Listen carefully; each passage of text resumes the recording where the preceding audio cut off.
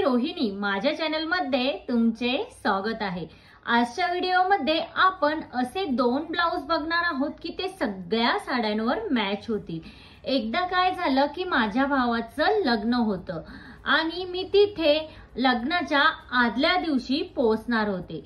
आता लग्नाच्या आदल्या दिवशी तिथे मी तर पोहोचले, बट विषय होता की साडी आणि ब्लाउजचा। कामामुळे मला साडी आणि ब्लाउज हे शॉपिंग करण्यासाठी वेळच मिळाला नाही। तर मम्मीने माझ्या साडी तर ऍडजस्ट केली, आता ब्लाउजचं काय करायचं?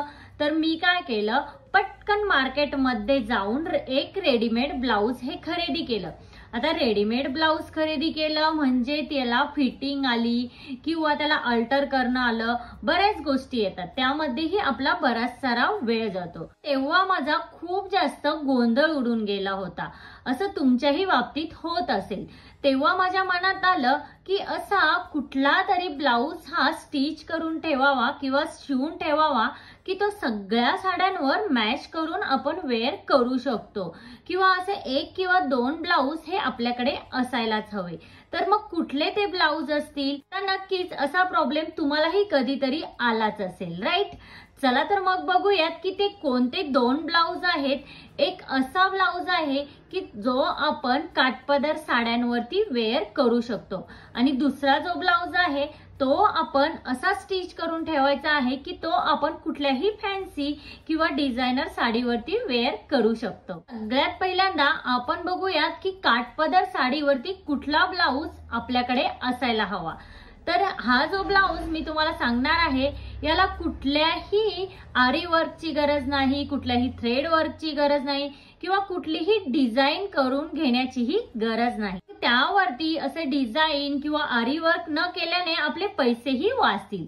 तर मग कुठला आहे तो ब्लाउज? तर तो ब्लाउज आहे पैठणी ब्लाउज। असा एक पैठणी ब्लाउज जर स्टिच करून घेतला तर तो आपल्याला काठपदर साडीवरच नव्हे तर कुठल्याही फॅब्रिकच्या साडीवर एक स्टायलिश आणि रिच लुक देतो। तर तो पैठणी ब्लाउज हा कसा असायला हवा, कोणत्या फॅब्रिकचा असायला हवा, तो स्टिच करून घ्यायचा की रेडीमेड हवा, किंवा कोणत्या कलर मध्ये तो हवा, ह्या सगळ्या प्रश्नांची उत्तरे मी तुम्हाला सांगणारच आहे। तर पहिला प्रश्न आहे की ब्लाउज हा रेडीमेड घ्यायचा किंवा शिवून घ्यायचा? तर मी तुम्हाला सजेस्ट करेन ब्लाउज हा तुम्ही स्टिच करूनच घ्या। आता रेडीमेड ब्लाउज घेतल्यावर काय होतं की तो आपल्याला परफेक्ट फिटिंग मध्ये नसतो, मग तिथे फिटिंग करणं आलं, टेलर कडे जाणं आलं, बऱ्याच साऱ्या गोष्टी येतात।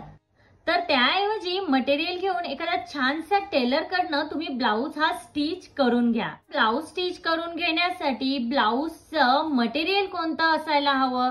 तर ब्लाउजच्या स्लीव्स साठी बनारसी सिल्क पैठणीचं जे मटेरियल आहे ते असायला हवं। ब्लाउजच्या बॉडीसाठी शायनी सिल्क आणि प्लेन किंवा जे बुट्ट्या असतात अशा प्रकारचं मटेरियल असायला हवं। तुम्ही व्हिडिओ मध्ये बघू शकता, मी तुम्हाला रेफरन्स साठी ब्लाउज हा दाखवला आहे। हे तुम्हाला कुठल्याही मॅचिंग सेंटर मध्ये इझिली अवेलेबल होईल। तुम्ही जर ब्लाउजच्या बॅक साइडला डिझाईन करणार असाल तर मटेरियल तुम्ही त्याच पद्धतीने घ्या। तर शक्यतो ह्या मटेरियलला तुम्हाला 900 ते 1000 रुपयापर्यंत खर्च हा येऊ शकतो। त्यानंतर सगळ्यात इम्पॉर्टंट क्वेश्चन म्हणजे ब्लाउज हा कोणत्या कलरचा घ्यायचा? तर आता तुम्ही ब्लाउजचा कलर हा पिंक किंवा गोल्डन चूज करू शकता। पिंक किंवा गोल्डन कलर हा असा आहे की तो सगळ्या साड्यांवर आपण वेअर करू शकतो, किंवा पिंक किंवा गोल्डन कलर हा सगळ्या साड्यांवर मॅच होतो आणि तुम्हाला एक स्टायलिश लुक देतो। किंवा आपण याला कॉन्ट्रास्ट ही करू शकतो।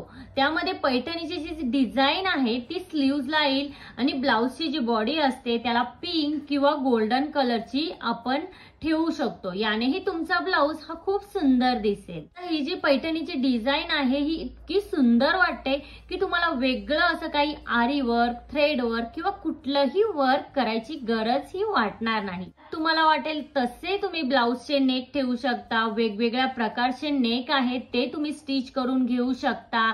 तुम्हाला जर अजून कुठली डिझाईन त्यात करायची असेल तर ती तुम्ही करू शकता। तुम्हाला वाटेल तसा हा ब्लाउज तुम्ही स्टिच करून घेऊ शकता। ती रेडी टू गो असा टाइपचा हा ब्लाउज आहे।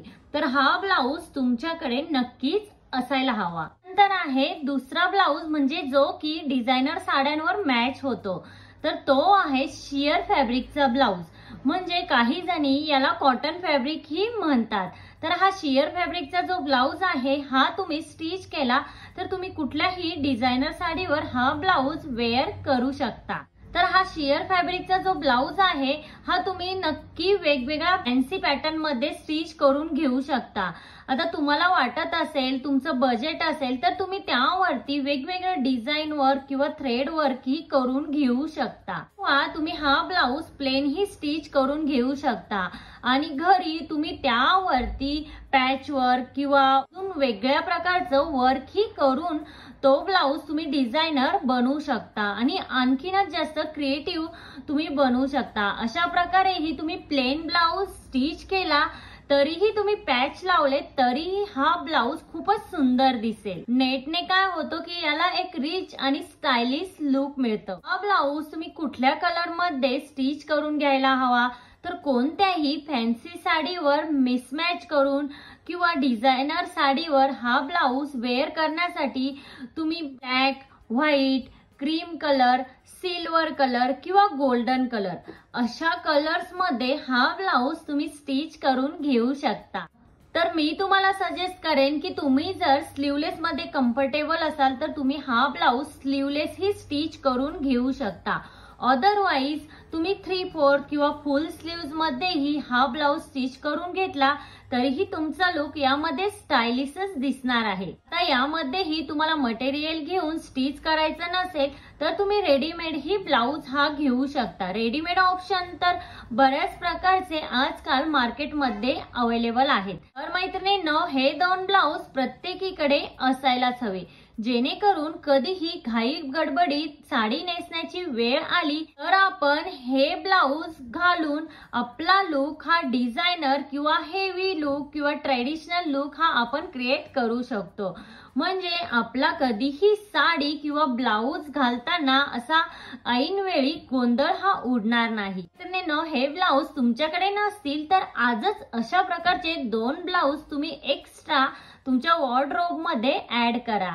आजच्या व्हिडिओमध्ये इतकंच. आजचा व्हिडिओ हा तुम्हाला कसा वाटला? आजचा व्हिडिओ जर तुम्हाला हेल्पफुल वाटला असेल तर लाईक, शेअर, सबस्क्राईब नक्की करा आणि तिथे जे बेल आयकॉन आहे ते प्रेस करा, जेणेकरून जेव्हा मी नवीन व्हिडिओ अपलोड करेन तेव्हा त्याचे नोटिफिकेशन हे सगळ्यात पहिल्यांदा तुम्हाला येईल. भेटूया अशाच एका नवीन व्हिडिओमध्ये. तोपर्यंत काळजी घ्या. Thank you everyone.